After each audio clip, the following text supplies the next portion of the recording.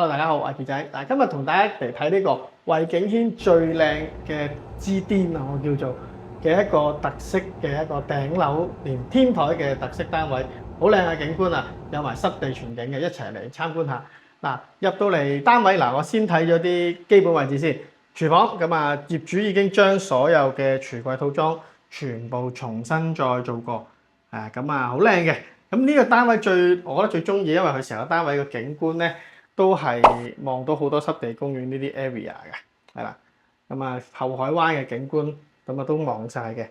咁啊入嚟望下個洗手間，嗱洗手間咧都係新裝。咁呢個咧係客廁，咁啊做咗企缸位置嘅，咁都幾靚仔舒服嘅。OK， 好。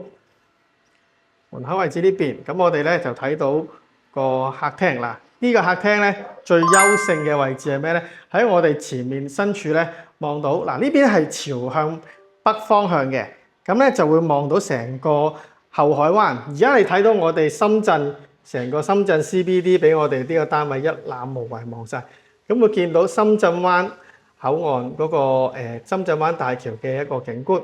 咁前面咧係樓下嘅係一個天秀公園啊，咁啊樓下亦都會有一個政府嘅泳池喺呢個位置，咁嘅景觀上面咧就視線無乜遮擋啦，係啦，因為我呢個單位咧都係喺呢個位置嘅最高嘅位置，係嘛？只有你望人，沒有人望你嘅。好，睇睇個客飯廳先。嗱，客廳衛景軒呢一隻大單位咧，客廳咧嘅空間感咧就不嬲都係好闊落㗎啦。咁你見到擺咗3座嘅 sofa 加埋電視櫃嘅距離咧，都好舒服嘅。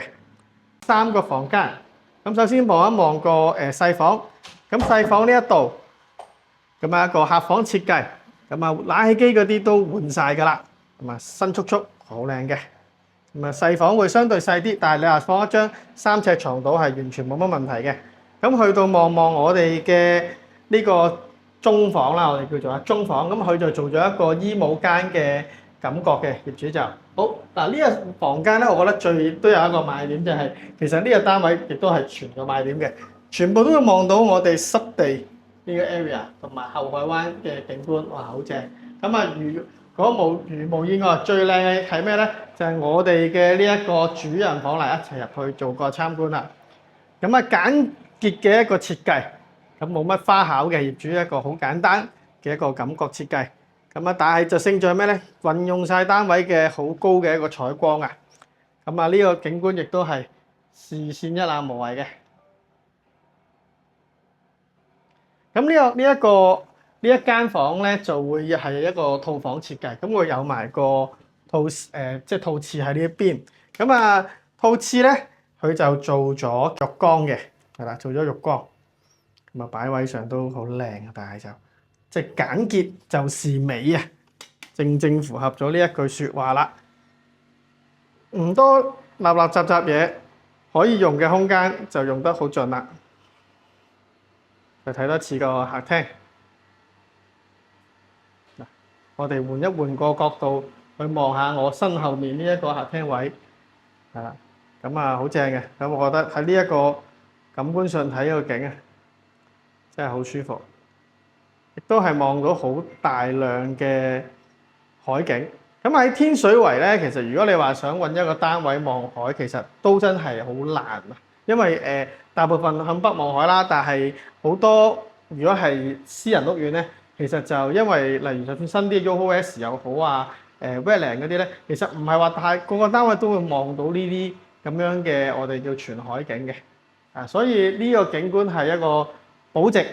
亦都係衛景軒亦都係一個優質嘅屋苑，因為佢亦都係新鴻基開發商嘅喎。你唔好以為佢第二個發展商，佢新鴻基開發嘅，咁個設計上嘅理念都比較上靚嘅。其實佢得3座嘅啫，所以我哋而家參觀緊呢一個頂樓連天台單位係彌足珍貴。好啦，上去睇埋個天台先。好啦，上到嚟呢個單位嘅天台嗱，好大嘅，都係2個位置，因為佢有個啱啱有個旗咧，咁樣叫做兩邊，咁啊做咗2個開縫啊！如果有陣時燒下嘢食嘅時候落雨啊，成日都可以用到。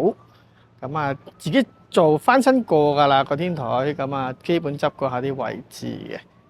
咁啊，睇埋個景觀啦，都係我最中意嘅景觀啦，係咪先？哇！呢個景其實我覺得用肉眼嚟望會好啲，因為可能拍攝嘅問題咧，可能做唔到你哋大家嚟睇到真實嗰個效果啊。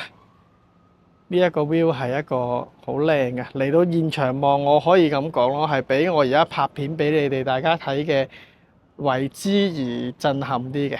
咁其實業主做到好多收納嘅空間啦。咁例如我哋喺呢一個露台嘅呢一個位置，咁都有擺到嗰啲防風櫃。咁啊，你見我做埋可以可能可以喺度坐下。哇！如果試下先上去呢度坐下咁可以。就係而家我嘅呢一個感受啦，住到幾識嘆世界嗱。如果大家有興趣呢個類型嘅單位咧，咁歡迎揾記者帶你嚟睇下啦。